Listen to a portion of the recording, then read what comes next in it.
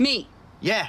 Okay, you're the one who backed into me like a psycho. You're the one that flipped me off all roided out and Hey! Are you guys leaving, or are you just gonna sit there? What'd you say? What'd you say? Say it again! I dare you to say it again!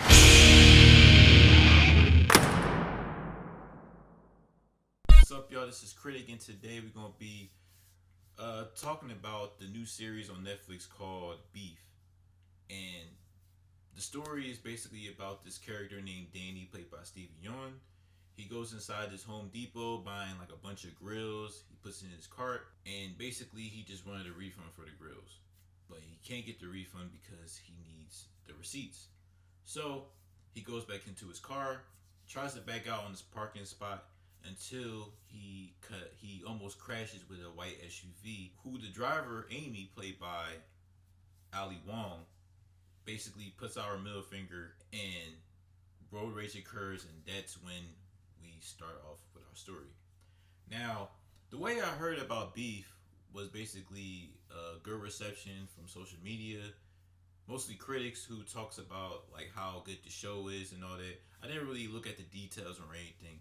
All I heard was A24 produced the show, Netflix basically picked it up, and Stevie Yeun is starring in this movie. And I was like, okay, all right, I'm definitely gonna check it out.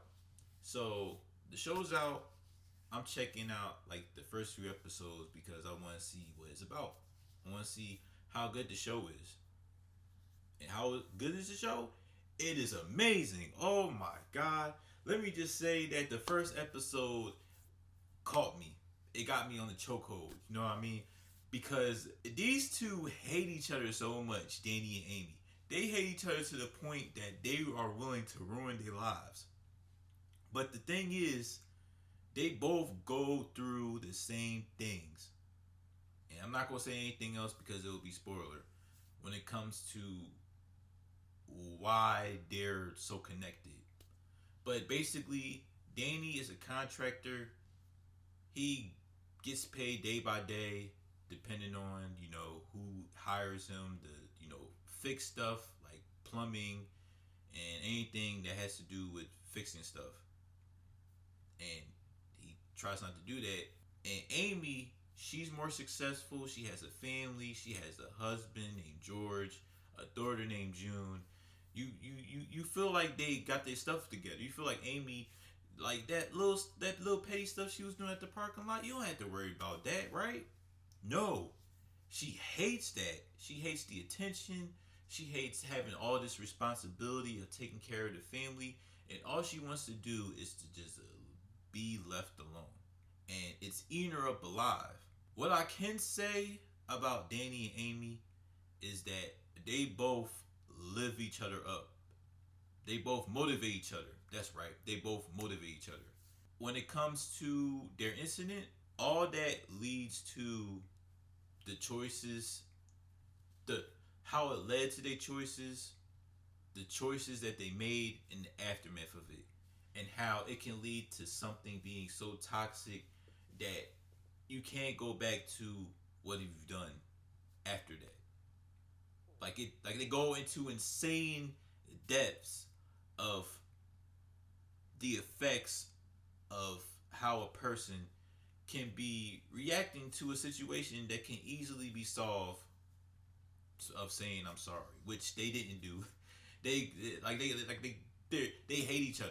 It's Looney Tune levels of insanity the way they are so petty against one another.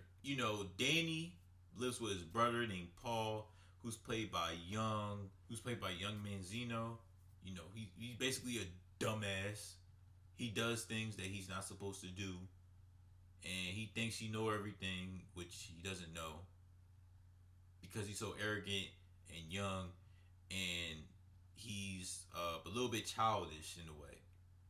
And you have Amy, like I said before, with her family. George, who's not really that assertive, but more positive, more of a spiritual type of person, which Amy is just annoyed by, and constantly getting judged by his mother. And it gets into the ideas of Eastern versus Western ideas, right? You have these two individuals that are raised in the Eastern sphere, you know, being good and doing the right thing and always being perfect and not showing your flaws. While the Western side, you can be flawed. You can show imperfections. You can show all these things and no one will judge you for it. Well, at least that's the idea of the Western side. And so I find it interesting that they showed the Eastern ways of these two individuals growing up because one's Korean, which is Stevie Young. Ali Wong is Vietnamese. So Ali Wong is Vietnamese. Stevie Young is Korean. And they're both raised in Eastern ways. Like I said before, you know, being good, not showing flaws, yada, yada, yada. So I find it interesting that they try to battle those two ideas together. And it just goes to show that, you know, trauma can lead to the choices that you make. From the people you raise, from the people you hang around, to the people that interact with you, to how you live your life, all that leads to one situation that can lead you to another choice, which can either go two ways. It can either go a very passable problem that can be solved in like a minute, or it can lead to something so dangerous that you can't fall back on it. You can't just pass it off to the side. Like there's consequences for that. There's literally consequences to the choices that you make, and this is what this show is basically about. Now, let me just talk about some of the actors here. Stevie Young should get an Emmy for his performance as Danny. He's going through a lot. He has this thing with his parents where he's not financially stable, and he tries to help his parents live a good life, staying in America where he's at, but he constantly has to worry about money. He not only has to worry about his parents, but he has to worry about his brother. He has to worry about paying people off, and it's constantly holding him down. And he feel like he holding people down himself. Dang, I really want to say a lot more, but yeah, as soon as you get to the show, you'll understand what I'm saying. But I will say that when I talk about his performance, I'll just say there's a church scene, right? Where I'll just say he wants to go back to religion. And you can see when the singers start singing their songs and Stevie Young just reacting to it, and you can see him slowly getting into it and just start crying. And I was like, man, this is a really good scene. I love the way he's performing this. And he should at least get nominated here. He should at least get nominated, and I will be very happy if he does. And Ali Wong does her thing too. She's a really good performer. I didn't know much of her as a actress like that. I thought she was more of like a comedy stand-up person. Which, I mean, most comedic people know how to act because they know how to absorb trauma and absorb it into a performance. We see this with Robert Williams. We even see that with Adam Sandler. Like, comedians have, for some reason, they have a grasp of how to emotionally show performance really well in movies and shows, all that. So Ali Wong was pretty good. The characters that stand out to me, like I said before, is Paul. He, even though he's dumb, he obviously making mistakes. He's younger than his brother. I really ended up liking him. I also like their cousin Isaac. That's all I'm gonna say about him because he obviously had some involvement with the plot. George was really good. The person that played Amy's wife. I say Amy's wife. Amy's husband. He really does well. All these actors are doing a really good job, and the tone of it is just so great. It starts off it's basically like Breaking Bad and Ozark. Like, you would think this is a dark comedy, but the more episodes you go into, the more it's not even just a dark comedy. It's just dramatic. Some parts is just horrific, It's even a crime drama in some parts. And I find it unbelievable that the director or producer Lee Sung Jin was able to put all those dramas together and make it so authentic. Man, this show is unbelievable. It's great.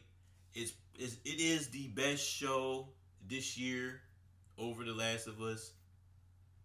Depending on how Succession goes, it's over that for now, for me anyway. And I just love how they A24 has a way of going to trauma, and I love how they continue to do that here, just like they did with I guess Uncut Gems, Everything Everywhere All at Once. All those oh yeah, and the horror movies like Hereditary and all the other movies that they produce. So I'm just flabbergasted. I'm amazed by this show, and I will never forget this show this year. This is one of the unforgettable shows this year, and you should watch it as soon as possible whenever you have the time. It's only like 8 episodes. They're like 39 minutes. Go ahead and watch it. You will not waste your time.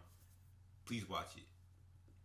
So, oh yeah, by the way, the soundtracks here are great. It's basically all the 90s songs that you hear. Like, there's a song from Smashing Pumpkins. There's 2 of them.